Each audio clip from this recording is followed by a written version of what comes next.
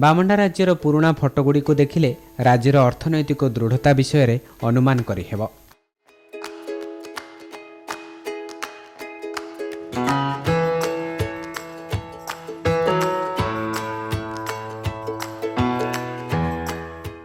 ଏ ଫଟୋଗୁଡ଼ିକ ସହ ଏବେର ଦେବଗଡ଼ ସହରକୁ ତୁଳନା କଲେ ତାହା ଆକାଶ ପାତାଳ ଫରକ ଦିଏ। କାରଣ ସେତେବେଳେ ସହର କେତେ ସୁନ୍ଦର ଥିଲା ତାହା ଏଇଠାରୁ ହିଁ ପ୍ରମାଣିତ।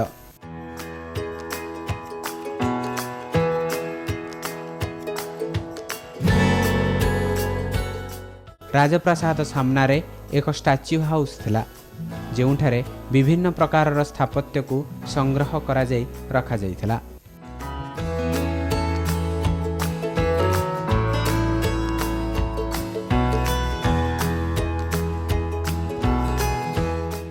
ଏକ ତିନିକୁଣିଆ ପଡ଼ିଆ ଥିଲା, ଯେଉଁଠାରେ ରାଜକୀୟ କ୍ରୀଡ଼ା ଓ ସମାଗମ ଆୟୋଜନ କରାଯାଉଥିଲା। ବ୍ରିଟିଶ ଅଧିକାରୀମାନେ ଏହାର ମଜା ନେଉଥିଲେ। ଏବେ ସେସବୁର କିଛି ଚିହ୍ନ ନାହିଁ। ଯେଉଁଠାରେ କିଛି ଚିହ୍ନ ବୋଲି ଅଛି ତାହା ମାର୍କେଟ କମ୍ପ୍ଲେକ୍ସ ବା ଘରୋଇ ସମ୍ପତ୍ତିରେ ପରିଣତ ହୋଇଛି, ଆଉ ରାଜବାଟୀର ସମ୍ପତ୍ତି ତାଲିକାରେ ସେଗୁଡ଼ିକ ନାହିଁ।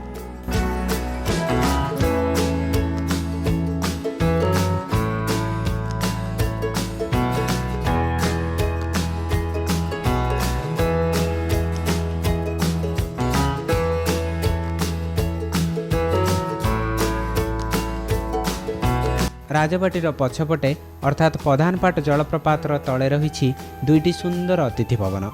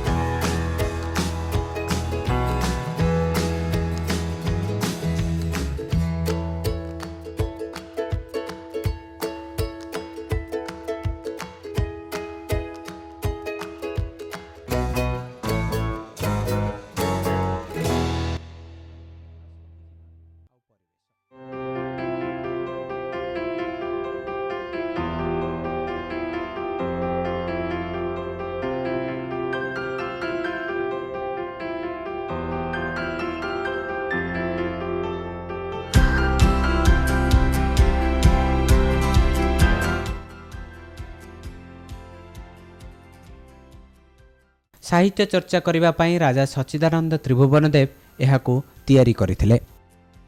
ବସନ୍ତ ନିବାସରେ ରହି ଏହାର ଚାରିକଡ଼ ବୁଲିଲା ବେଳେ ଆପଣ ଏହାକୁ ଅନୁମାନ କରିପାରିବେ। ଏମିତି ବୁଲିଲା ବେଳେ କବିତାର ଛନ୍ଦଗୁଡ଼ିକ ପଢ଼ି ଆପଣ ବି ଗୁଣୁଗୁଣାଇବେ ନିଶ୍ଚୟ।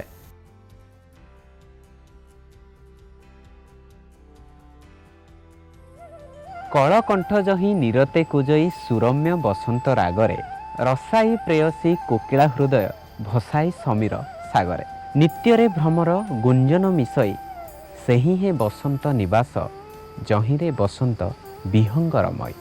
ରାଜାଶ୍ରୀ ସଚ୍ଚିଦାନନ୍ଦ ତ୍ରିଭୁବନ ଦେବଙ୍କ ଦ୍ୱାରା ଲିଖିତ ଏହି କବିତା ଏଇଠି ଶୋଭା ପାଉଛି। ବସନ୍ତ ନିବାସର ବିଭିନ୍ନ କୋଣ ଅନୁକୋଣରେ ଆପଣ ଏମିତି କବିତା ସବୁ ଦେଖିବେ ଯାହାକି ରାଜ୍ୟର ବଡ଼ ବଡ଼ ଲବ୍ଧ ପ୍ରତିଷ୍ଠିତ କବିମାନଙ୍କ ଦ୍ୱାରା ଲେଖାଯାଇଛି। ବିଭିନ୍ନ ସମୟରେ ଯେଉଁ ସାହିତ୍ୟ ଚର୍ଚ୍ଚା ବା ଆସର ହେଉଥିଲା ଏଠାରେ, ସେଗୁଡ଼ିକୁ ଲୋକଙ୍କ ସମ୍ମୁଖକୁ ଆଣିବା ପାଇଁ ଏହା ଏକ ପ୍ରୟାସ ଥିଲା, ଯାହାକି ଏବେ ଆପଣଙ୍କ ଦୃଷ୍ଟି ଆକର୍ଷଣ କରିବ, ଏଥିରେ ସନ୍ଦେହ ନାହିଁ।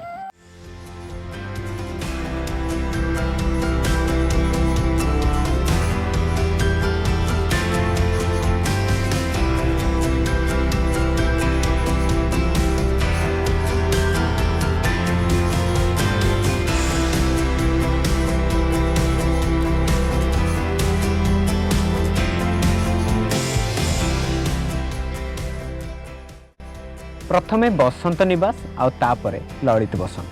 1908 मसीह यही ललित बसंत तैयारी होइतला, जहाँकि राजांक पाई एक अवकाशकालीन गृह भाव परिचित थिला। स्वाधीनता पर यहाकू सरकार को हस्तांतर करागला आ तापरे पूर्त विभाग यार परिचालना दायित्व नेउछि।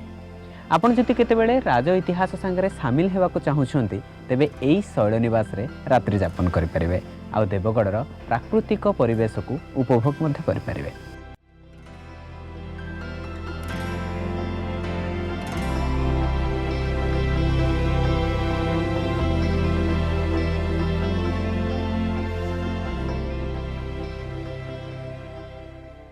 ललित बसंत और बसंत निवास सेतेबेले ओडिया कविंक पाए स्वर्गप्राय थिला।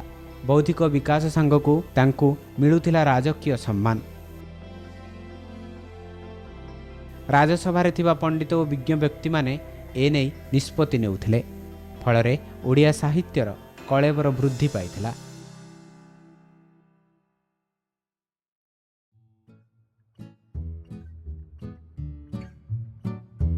बामंडा राज्य रे प्रकृति को अनुभव करी टिके फेरी आसंतु राजनीतिक वातावरण आड़कू जोठारे प्रजा को शासन कार्य सामिल करने लगी गढ़ा होइथिला सभागोली।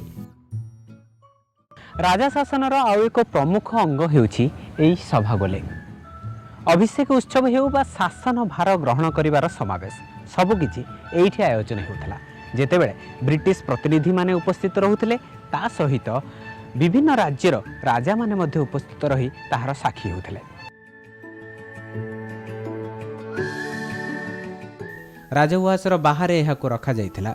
जेतेबेले भी राज्य शासन संपर्क में कौनसी निष्पत्ति ने जाउथिला से संपर्क में बैठक एइठारे ही बसुथिला।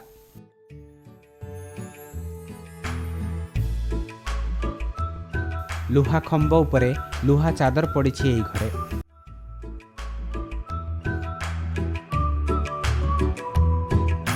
सभागोली को नहीं अनेक फोटो रही जोथिरे राजा भानुगंगो सिंहासन आरोहण विषय स्पष्ट हुए। ब्रिटिश सरकार प्रतिनिधि लेफ्टिनेंट कलोनेल मीक सेतेबेले तांको शासन गादे अवस्थापन करथिले। भानुगंगो को सनंद देइथिले। एबे नीरव होई ठिया होईछि आ आपनको देवगढ़ इतिहास विषय सूचना